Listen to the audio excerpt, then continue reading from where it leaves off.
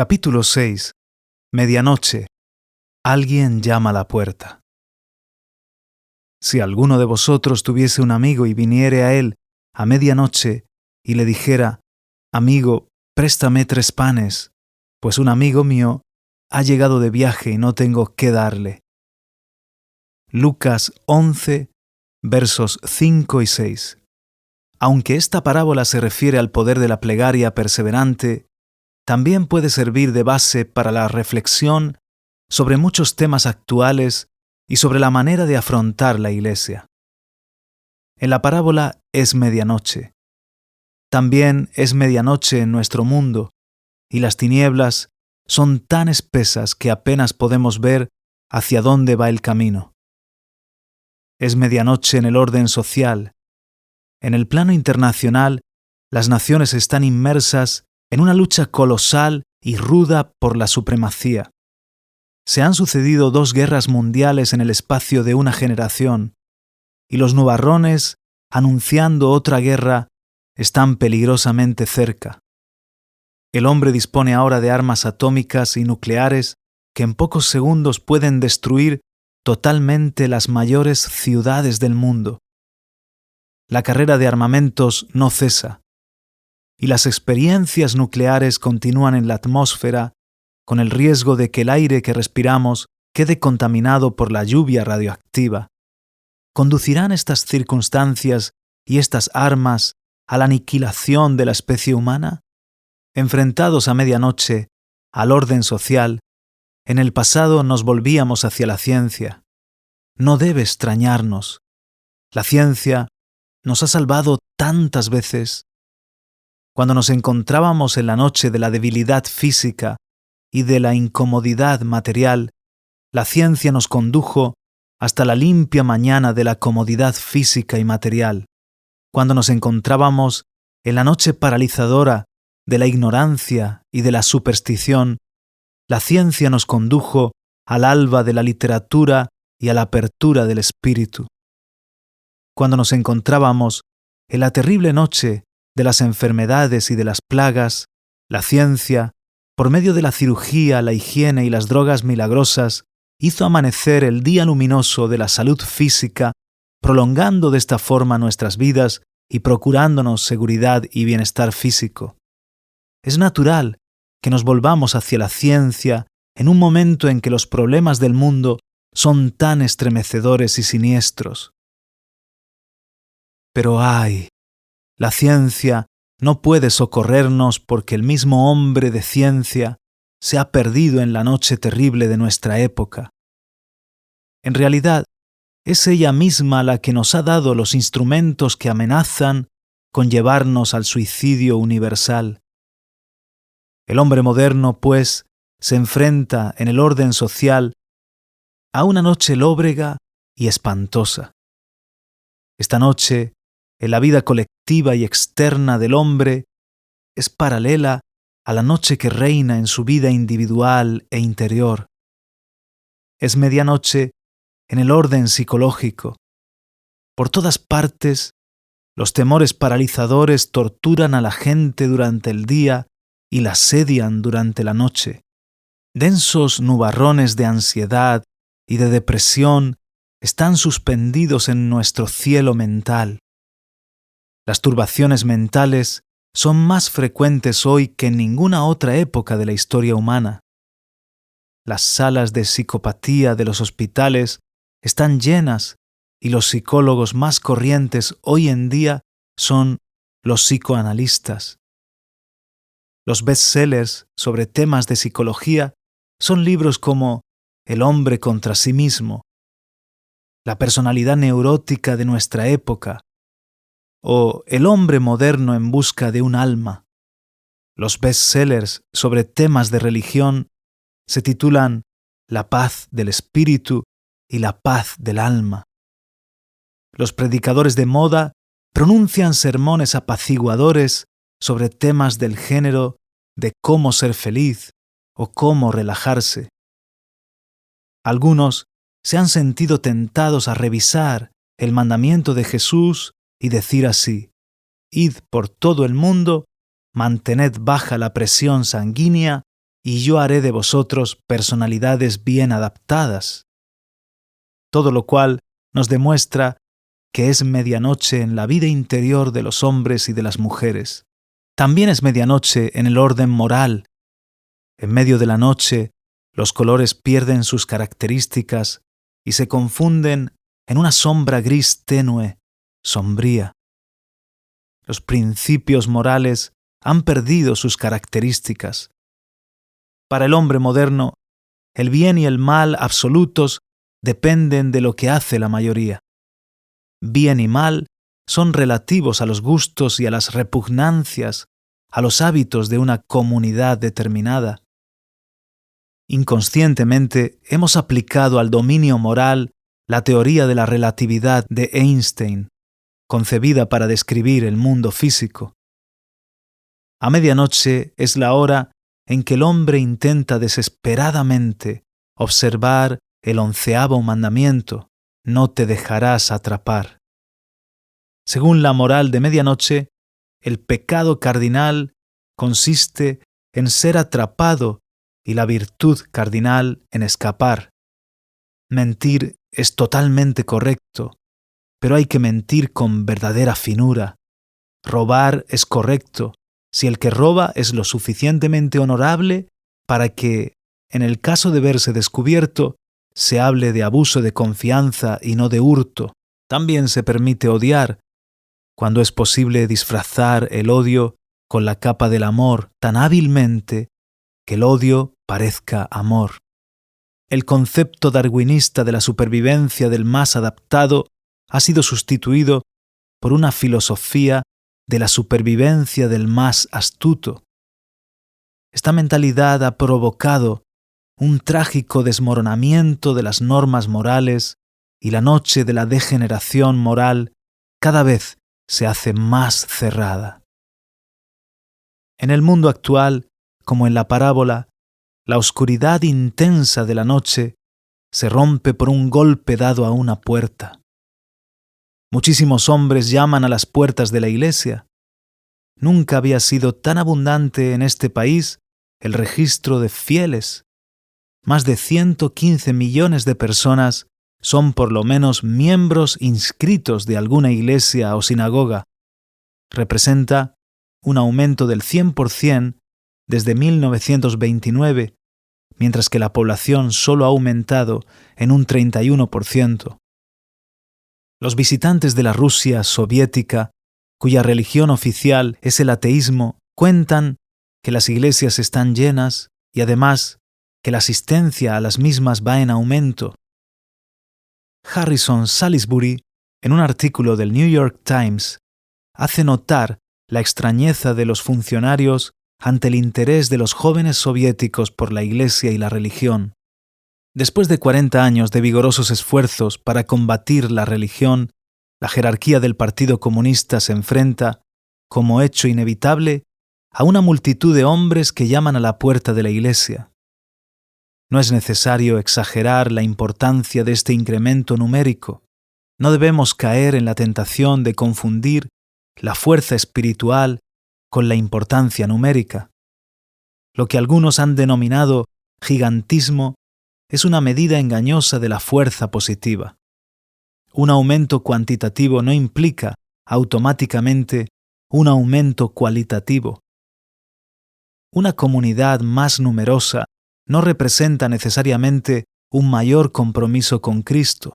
Casi siempre, la que ha hecho mejorar al mundo ha sido una minoría creadora y comprometida.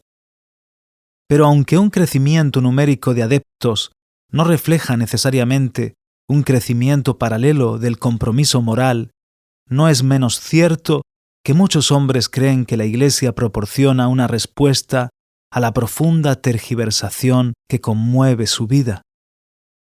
La Iglesia sigue siendo el último rincón familiar para el viajero fatigado que llega a medianoche. Es la única casa que se mantiene en pie donde estuvo siempre, la casa donde va el viajero a medianoche o a donde se niega a ir. Algunos deciden no ir, pero los que vienen y llaman a la puerta buscan desesperadamente un pedazo de pan que no tienen. el viajero pide 3 panes. Desea el pan de la fe. En una generación marcada por tantas desilusiones colosales, los hombres han perdido la fe en Dios, la fe en el hombre, la fe en el futuro. Muchos sienten lo que en 1801 expresaría William Wilberforce: no me atrevo a casarme, el futuro es demasiado incierto. O William Pitt en 1806: a nuestro alrededor solo quedan ruinas y desesperanza. En lo último de su desilusión, muchos reclaman el pan de la fe. Existe también un anhelo profundo del pan de la esperanza. Durante los primeros años del siglo, pocos hombres tenían hambre de este pan.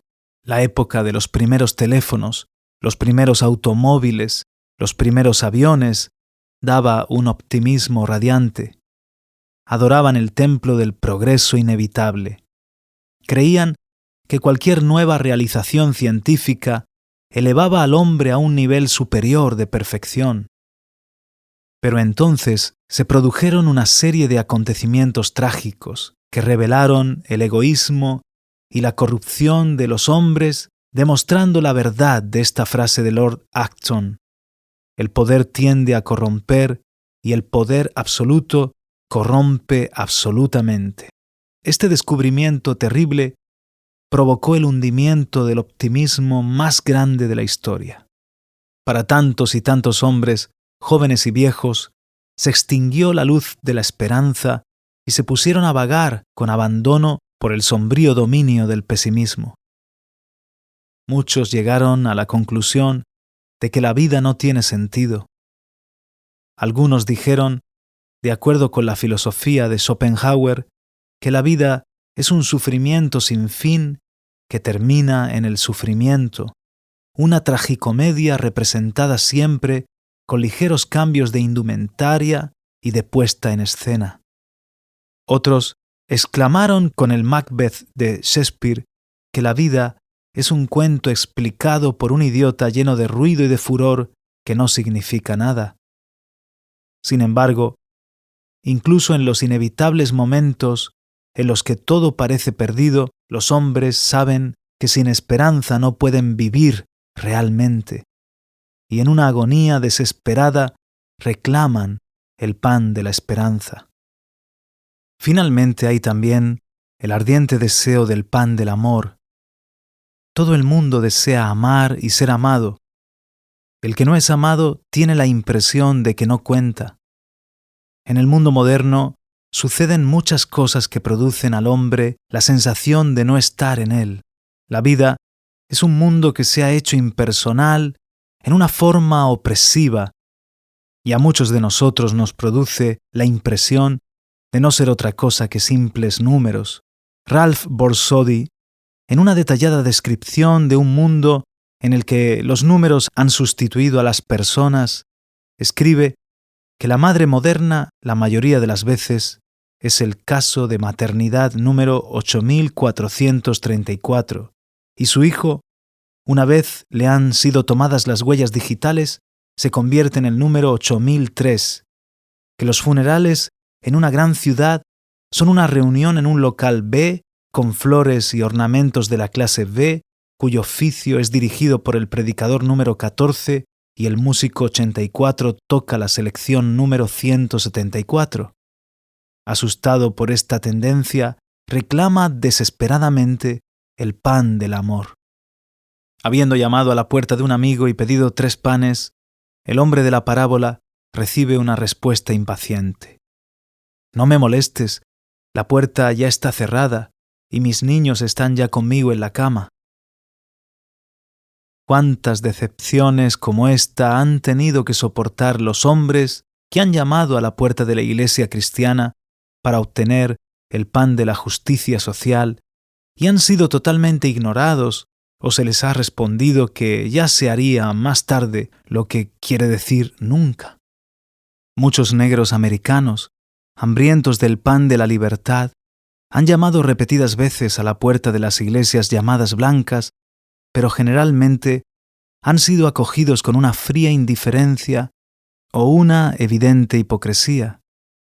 Incluso los caudillos religiosos blancos que sienten el profundo deseo de abrir las puertas y repartir el pan, a menudo se muestran más prudentes que valientes y se inclinan a escoger el camino del expediente en lugar del de la moral.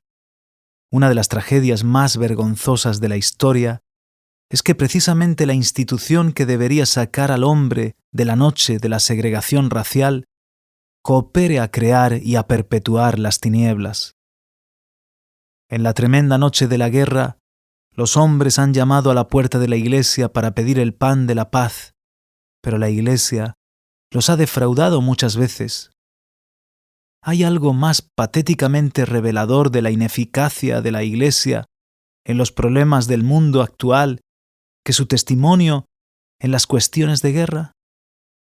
En un mundo enloquecido por la propaganda de la guerra, las pasiones patrióticas o la exploración imperialista, la Iglesia ha aprobado estas actividades y se ha encerrado en un silencio consternador. A lo largo de las 2 guerras mundiales, las iglesias nacionales llegaron incluso a servir de lacayos complacientes a los estados, rociando los barcos de guerra con agua bendita y uniéndose a los ejércitos poderosos cantando «Gloria a Dios» y «Vengan las municiones». Un mundo agotado que pide desesperadamente la paz ha descubierto que la Iglesia ha prestado muchas veces su apoyo moral a la guerra. Los que acudían a la Iglesia en busca del pan de la justicia económica se han visto abandonados en la descorazonadora medianoche de la privación económica. En muchos casos, la Iglesia se ha aliado con las clases privilegiadas de tal manera y ha defendido el statu quo que no ha querido ni contestar a la llamada de la medianoche.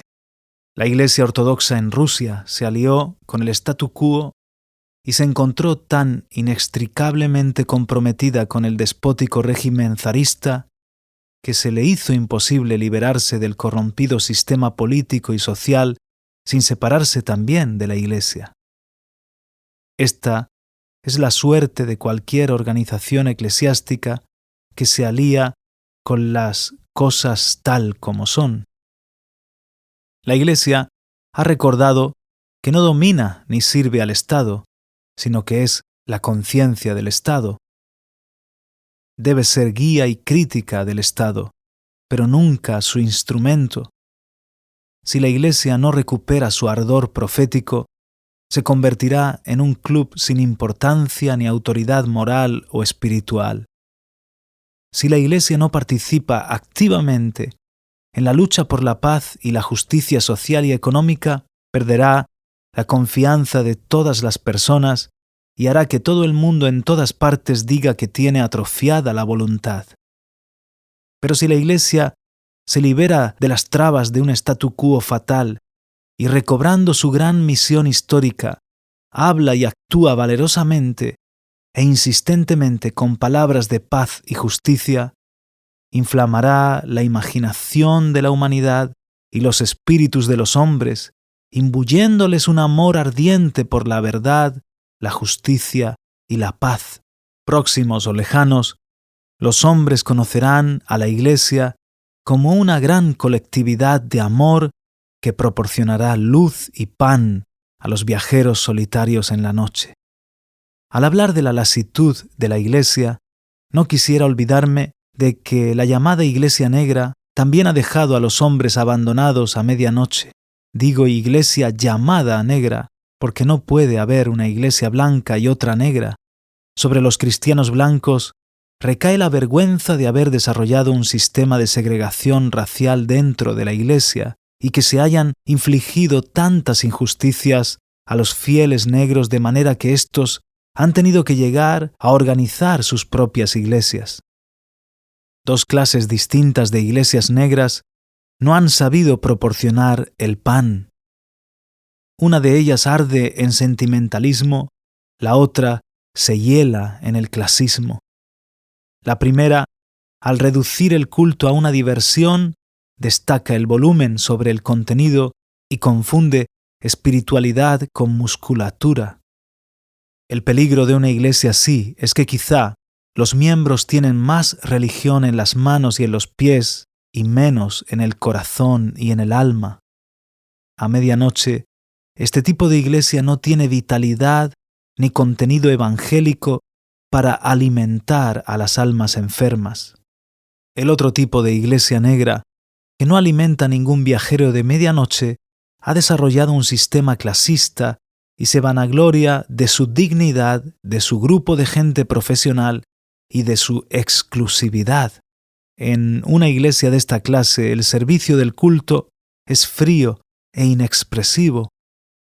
La música insulsa y sin atractivo, y el sermón poco más que una homilía sobre los asuntos ordinarios. Si el pastor habla demasiado de Jesucristo, los miembros creen que el púlpito pierde dignidad.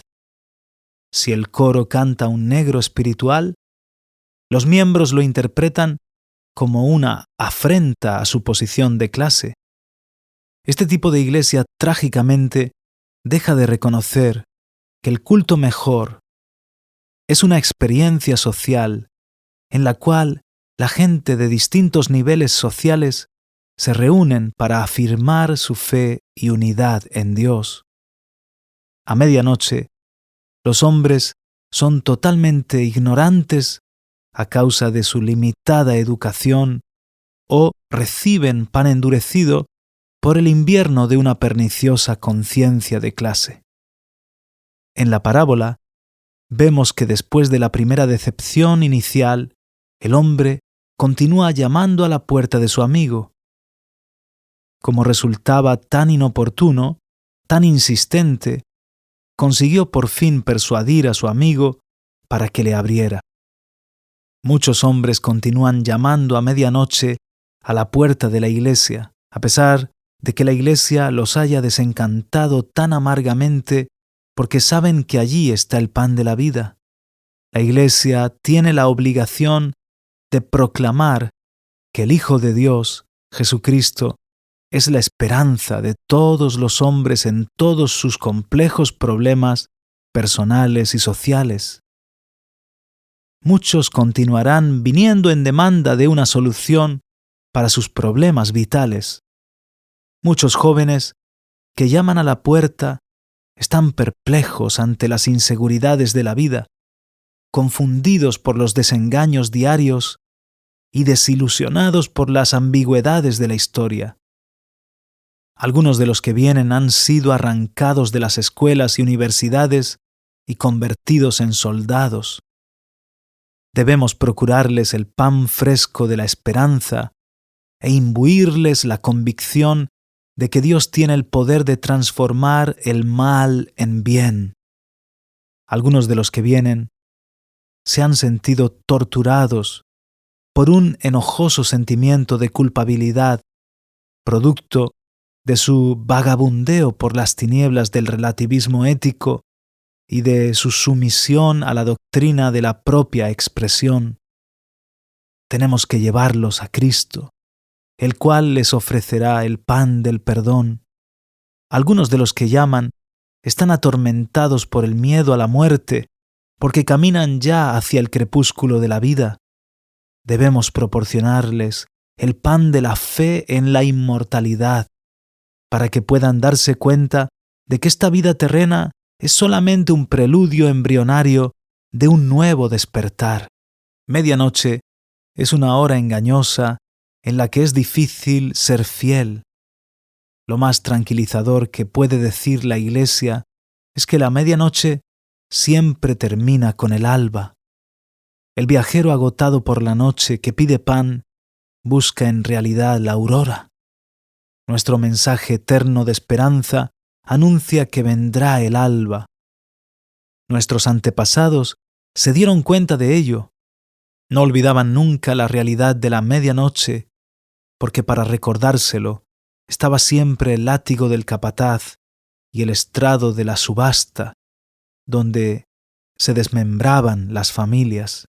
Cuando pensaban en las tinieblas de la noche, cantaban: «Nadie sabe la angustia que tengo, gloria, aleluya, muchas veces contento, otras triste, oh Dios mío, y también muchas veces caído, oh Dios mío, nadie sabe la angustia que tengo, gloria, aleluya. Envueltos por una noche negra, pero creyendo firmemente que llegaría la mañana, cantaban: estoy tan contento de que no dure siempre la intranquilidad. Oh Señor, ¿qué haré? Citado del canto Río Profundo de Howard Thurman, escrito en 1955. Su positiva fe en la aurora era el hilo de esperanza que mantenía fieles a los esclavos en las circunstancias desoladoras y trágicas. La fe en el alba proviene de la fe en la bondad y en la justicia de Dios. Al creerlo, sabemos que las contradicciones de la vida no son últimas ni definitivas. Podemos caminar por la negra noche con la convicción de que todas las cosas trabajan para el bien de los que aman a Dios. Además, la noche más negra puede preceder a la aurora de una gran plenitud. Al principio del boicot a los autobuses de Montgomery, en Alabama, montamos un servicio voluntario de automóviles para llevar a la gente a trabajar y recogerla después. Durante 11 largos meses, nuestro servicio de coches funcionó admirablemente bien. Entonces el alcalde Gale dictó una sentencia ordenando al organismo legal de la ciudad que tomara las medidas conducentes a detener la operación del transporte voluntario de coches y cualquier sistema de transporte derivado del boicot a los autobuses. Se fijó el juicio para el martes 13 de noviembre de 1956. En nuestra reunión general ordinaria de cada semana, celebrada la noche anterior, tuve la precaución de advertir a la gente que el sistema de transportes por medio de turismos seguramente sería prohibido.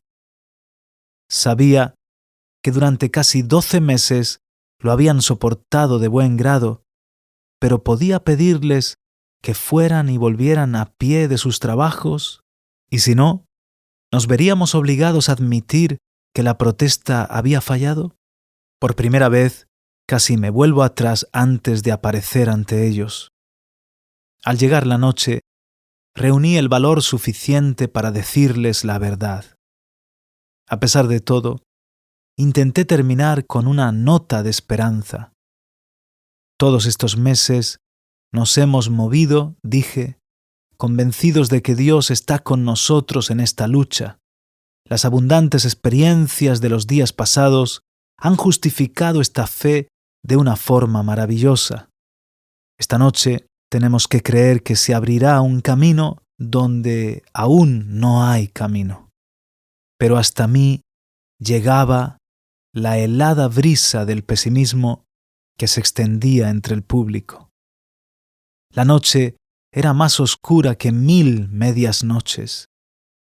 La luz de la esperanza estaba a punto de morir y la llama de la fe se extinguía. Pocas horas después, ante el juez Carter, la ciudad arguía que nosotros habíamos fundado una empresa particular sin haber solicitado el permiso correspondiente. Nuestros abogados replicaron brillantemente que el transporte en automóviles particulares era voluntario y gratuita la recogida de pasajeros a cargo de las iglesias negras. Era obvio, sin embargo, que el juez Carter fallaría a favor de la ciudad. A mediodía, durante un breve descanso, pude comprobar una conmoción desacostumbrada en la sala de visitas. El alcalde Gale fue llamado a la sala posterior. Varios periodistas entraban y salían agitadamente de esta sala. De pronto, se acercó uno de ellos hasta la mesa donde yo me encontraba. Estaba allí en calidad de acusado principal junto a mis abogados. Aquí tenéis la resolución que esperabais. Dijo, leed este boletín. Con angustia y esperanza leí estas palabras. El Tribunal Supremo de los Estados Unidos, en el día de hoy, ha decretado unánimemente que la segregación en los autobuses de Montgomery, Alabama, es anticonstitucional. El corazón me latía con una alegría imposible de explicar. La hora más tenebrosa de nuestra lucha se convertía en hora de victoria.